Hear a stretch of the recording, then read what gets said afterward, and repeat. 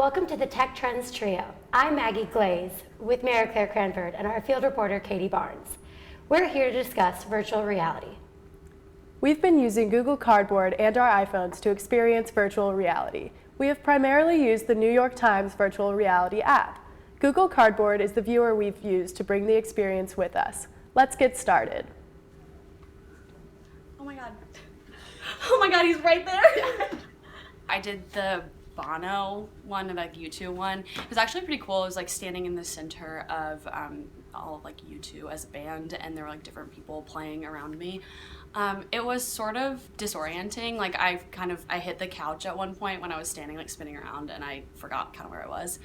I sort of liked it. It's not my favorite thing. It kind of makes me feel a little motion sick, but overall it was really cool. It's like very, very different. Like, hadn't experienced anything like that before. Like, almost like unsettling in a way, you know, because like just like totally thrown off balance, and it's just like just crazy, you know. Like, it's hard to put into words, honestly. Like, it's really cool, you know. Probably like just the how realistic it is probably what was most impressive about it, like getting like the scale right and sort of like the proportions and all that, and like the authenticity, like having like shipwrecks and sort of like divers above you, and kind of like, you know, it just seemed very, very, very real. I was in the ocean scuba diving with different fish and a couple dolphin and a couple whales, and it was really cool. It was pretty virtual. When you moved around, you got to see the whole 360 of it. I thoroughly enjoyed it. I would do it again, and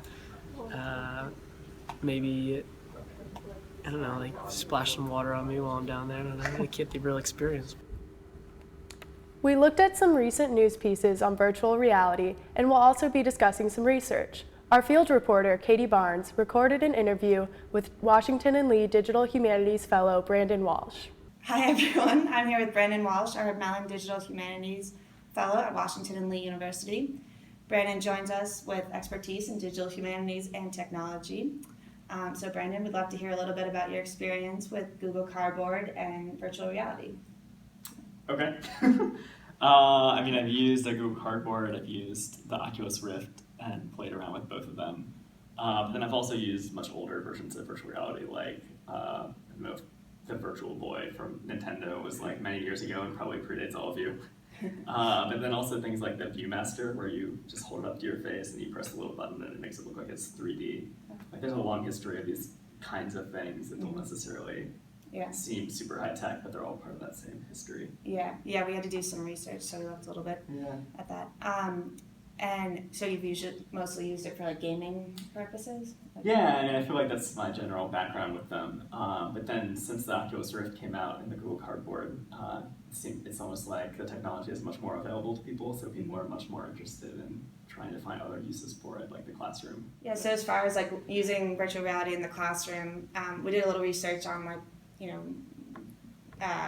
teaching experiences that you can't, things like places you can't go to, go into learning about outer space or whatnot.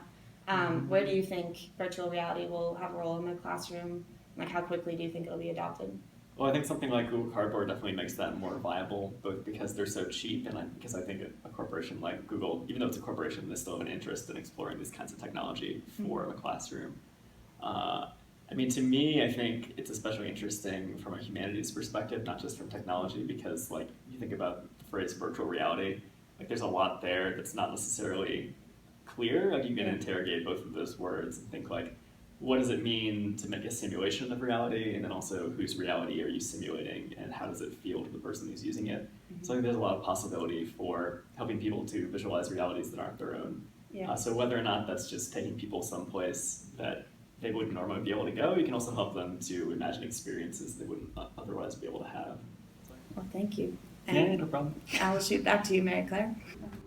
As Walsh mentioned, virtual reality seems to have a future in education. And others agree. W.Dot research librarian Dick Griefey said that VR could supplement classroom learning. I think there'd probably be situations in which students can see or quote-unquote experience things they wouldn't otherwise be able to. But I would think it would have to be a pretty selective use of that technology, and not something to be used instead of, if you will, teaching. Despite these benefits, some researchers warn that VR can have negative effects. A German study from the University of Mainz studied the psychological impact of virtual reality. They found a lasting effect of the technology even after taking off the headset. Washington and Lee student Annie Murphy experienced strong emotions trying out Google Cardboard. I fear fusion because I couldn't control my body. My body was not being controlled by me.